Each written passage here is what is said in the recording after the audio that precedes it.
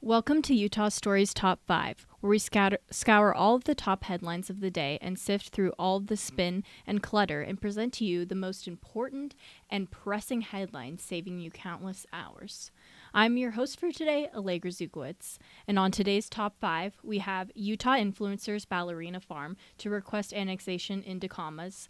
Mormon critic John Dehlin appears LDS excommunication. Park City planners approve Billionaire's home on Treasure Hill.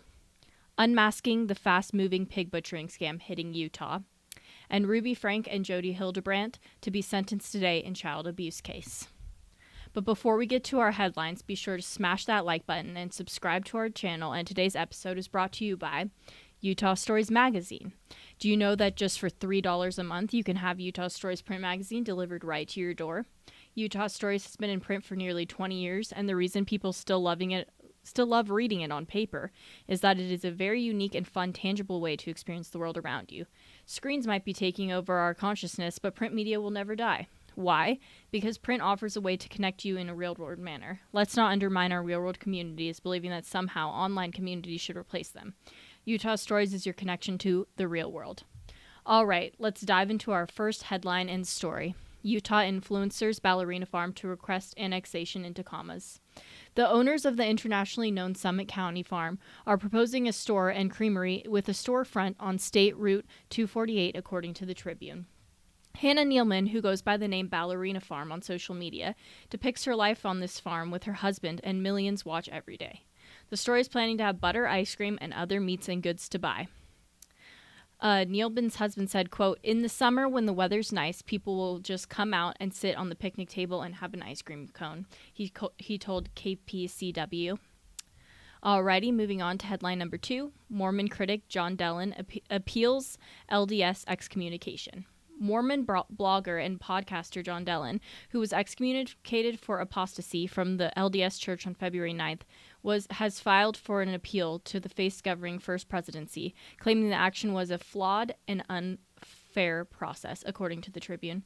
Dehlin says that the evidence that the Mormon Church used to excommunicate him does not satisfy the requirement for apostasy. He has, quote, "never taught my questions or doubts as church doctrine," end quote, Dehlin says in a letter to the LDS president. Quote, "I believe very strongly that the success of my podcast, along with my public advocacy for same-sex marriage and my public support of ordained women, were the primary causes for this disciplinary council," end quote, Dehlin writes in the letter, saying he was told as much in private conversations with his LDS stake president, Brian King, a regional lay leader who oversees several congregations in Logan. Quote, "I do not believe that any of these actions constitute apostasy," end quote. All right, moving on to headline number 3. Park City planners approve Billionaire's home on Treasure Hill. Matthew and Tatiana Prince, owners of the Park Record, have a preliminary approval to build a large home on Treasure Hill that will overlook downtown Park City, according to the Tribune. The Park City Planning Commission granted the Prince's request to change rules for their property. The commission was split 3-3 over whether to grant the 2 conditional use permits for the home. Commission Chair Sarah Hall broke the tie, voting in favor of the Prince's plans following roughly 4 hours of discussion. The home will be over 7,000 square feet, and the total height is 4.5 stories. All right, moving on to story number 4, unmasking the fast-moving pig butchering scam hitting Utah. Pig butchering is a devastating combination of romance and crypto scams. How is it affecting Utah? Scammers use social engineering to bring in their victims, then those victims are fattened up with fake investment returns until the scammers move in for the kill. For example, a woman named Diane, a Utah woman, had an online relationship with a man. He seemed like a normal, nice guy, and then he started to talk to her about crypto. Cybersecurity expert Zulfikar Ramzan said social engineering is the bread and butter of a pig butchering scam. A scammer will take weeks, even months, to build a relationship with their victim.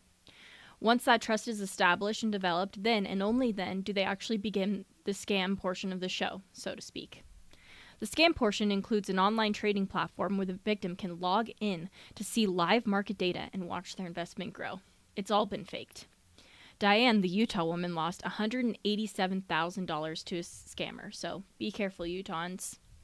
All right, moving on to headline number 5, Franke Jodi Hildebrandt to be sentenced today in child abuse case. Utah parenting influencer Franke and her business partner Jodi Hildebrandt are set to be sentenced in their aggravated child abuse case Tuesday, nearly 6 months after they were first arrested, according to the Tribune. Both women were initially charged 6 counts of aggravated child abuse when Frank's children were found malnourished. Franke and Hildebrandt pleaded guilty to 4 counts, with 2 being dropped. Each of them could be sentenced to up to 15 years in prison after the 4 counts. Moving on to the question of the day, have you ever been scammed before? Comment down below. It really is very, very violating, so Utahns, please watch out.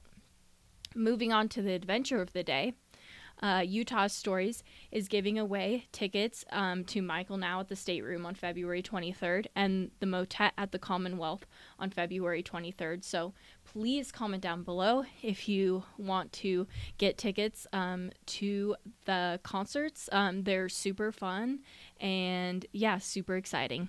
And to wrap it up, thank you so much for joining me today. Remember, if you like this content and you want to engage to a greater degree with your local community, go out and subscribe to either Utah Stories print magazine or our free digital newsletter. From utahstories.com, you can subscribe to our newsletter that offers all the stories that we are covering in-house. Thanks for watching, and I'll see you next time.